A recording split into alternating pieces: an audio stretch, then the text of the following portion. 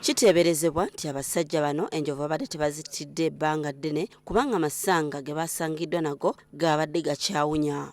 Gabadde amasanga 6 ekirega nti basse enjovu 3 era nga gaweramu kilo 26 era nga gabalirwamu obukadde 31. Bano basangiddwa ku luguudo lw'e Kasese nga bagezaako okukusa amasanga gano okugaleeta mu Kampala oluvanyuma lw'okwekengerwa poliisi.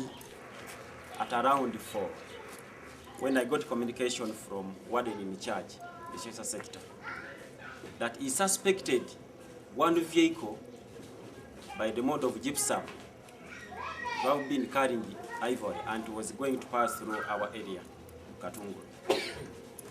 So I organized as law enforcement. Kyokka abakuumi b'ebisolo baagala poliisi enoonyereze ku mmundu ezikozesebwa mu kutta enjovu zino. Ab'ebyobulambuzi bagamba nti enjovu ze zimu ku nsolo ezettanirwa ennyo abalambuzi mu Uganda, kyokka ate waliwo abeefunyiridde okuzisaanyaawo. Even the punishment, I was checking the punishment, they just, it is, you are either sentenced to 5 years or fined 1 million. Abasajja bano bali ku poliisi y'e Rubirizi nga balindiridde kutwalibwa mu kkooti babitebye.